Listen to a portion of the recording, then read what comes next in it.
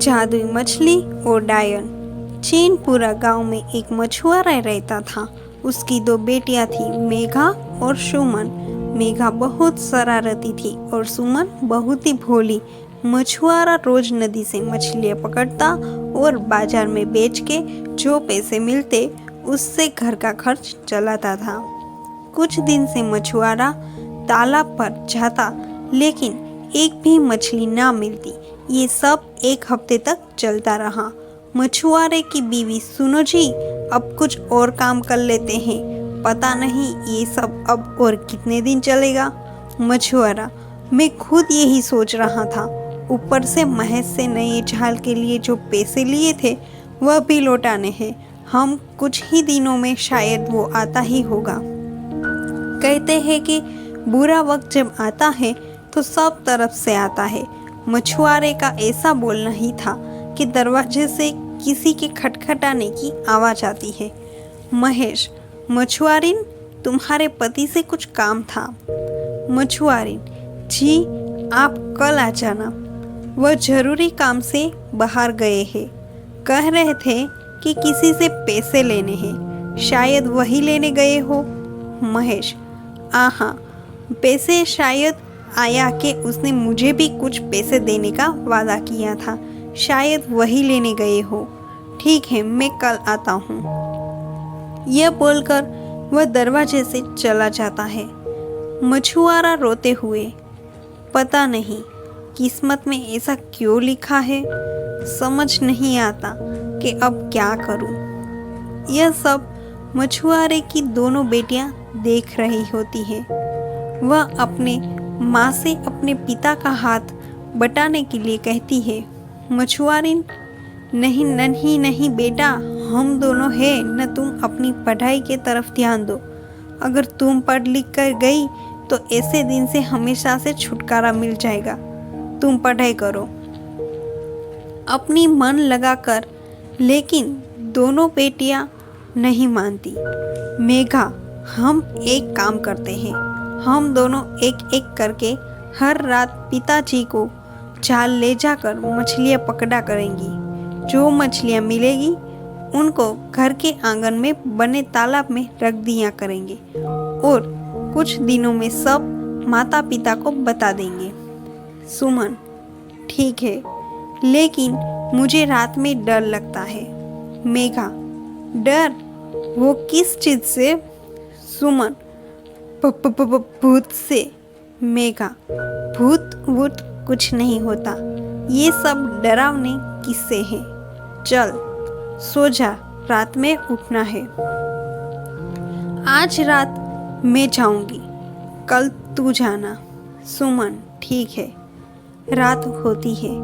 मेघा पिता का जाल लेकर नदी किनारे पहुंच जाती है और थोड़ी देर बाद कुछ मछलियां को पकड़कर घर के आंगन में बने हुए तालाब में डाल देती है।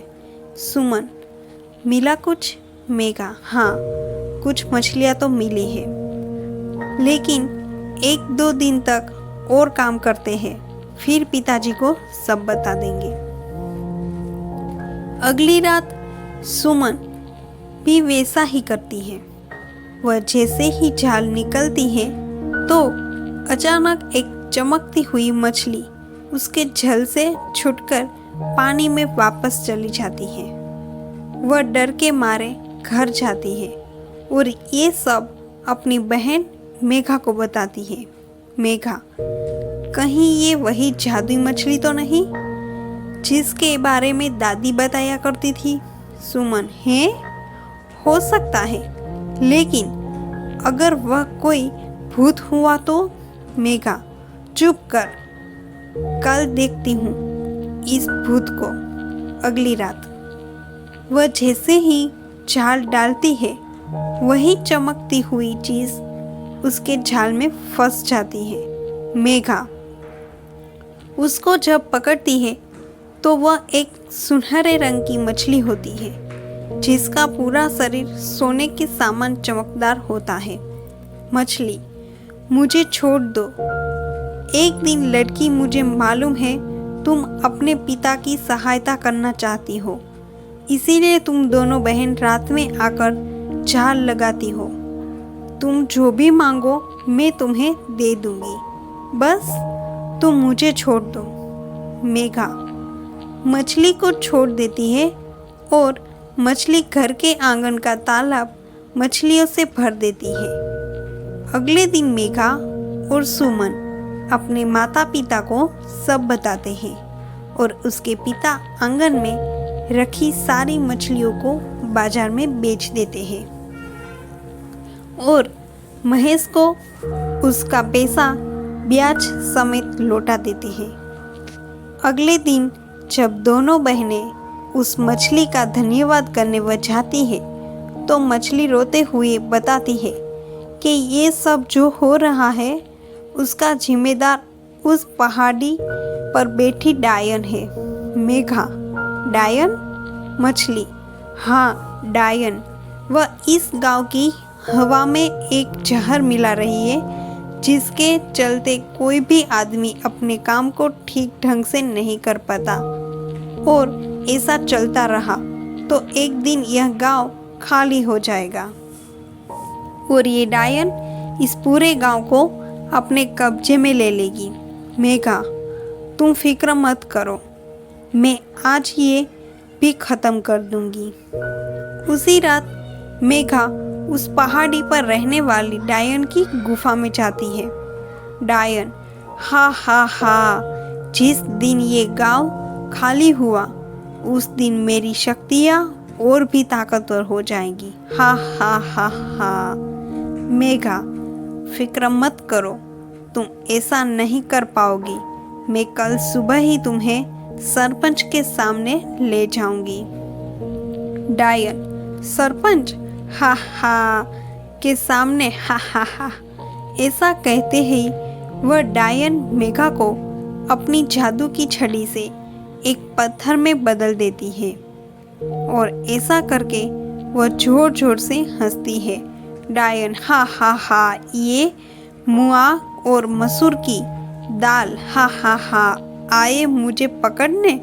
ये सब बोलते ही अचानक एक तेज रोशनी आती जो उस डायन को पत्थर में बदल देती है और मेघा को फिर से इंसान के रूप में। जैसे ही मेघा इंसान के रूप में आती है वह अपनी बहन सुमन को हाथ में जादू की छड़ी पकड़े खड़े देखती है। मेघा बहन तुम यहाँ कैसे? सुमन दीदी आपने ही तो कहा था कि भूत वूत कुछ नहीं होता, इसीलिए मैं भी थोड़ी देर में आपके पीछे पीछे आ गई थी। मेघा और सुमन उस पूरी जगह को जला देते हैं और जादू की छड़ी उस मछली को दे देते हैं।